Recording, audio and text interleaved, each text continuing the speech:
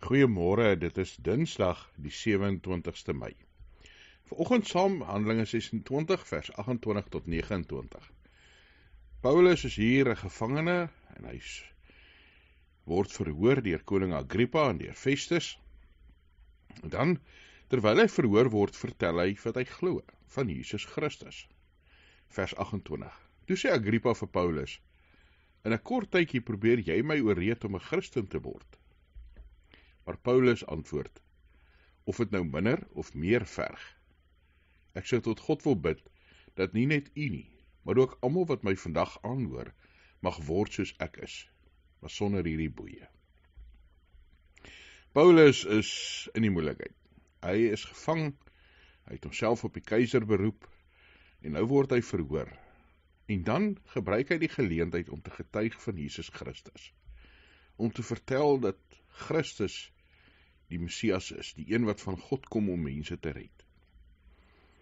Hoeveel spandeer ons aan tyd om mense te vertel van Jesus Christus?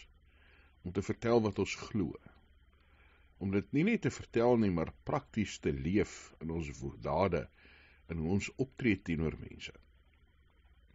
Paulus kon dalk hierdie geleentheid gesien het as 'n ongelooflike krisis, waar hy 'n gevangene is, verhoor word. Nee, Paulus sien dit as 'n geleentheid. Hierdie ompad van in die tronk wees en gevang wees, is iets wat hom nie terugsit en hom terughou nie, en hom onderkry nie. Maar is iets wat, soos hy sê, vir hom nog 'n geleentheid gee. Vers 29, of ek nou meer of minder verg. As ek baie moet praat, sal ek aanhou, as dit min vat, is dit goed. Maar ek wil vir God bid, dat u, Agrippa, maar ook al die ander mense wat saam luister, mag word soos hy is. Wat hy daarmee bedoel, is dat hulle sal glo in Jesus Christus. Kom ons gebruik elke dag, elke geleentheid, om te vertel van die God waarin ons glo. Here, dankie dat ons aan u kan behoort. Dankie dat ons kan glo in Jesus Christus, en sy verlossing en sy genade vir ons. Mag ons Hemelse Vader, in ons woorde en ons dade elke dag, die geleentheid gebruik om vir mense van u te vertel.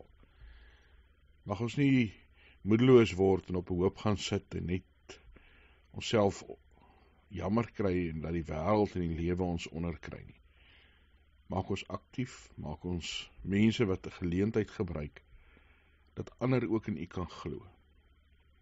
Mag ons weet dat ook in die ompaaie in ons lewe, is u by ons, dra u ons, gee u vir ons krag en hou u ons veilig vas.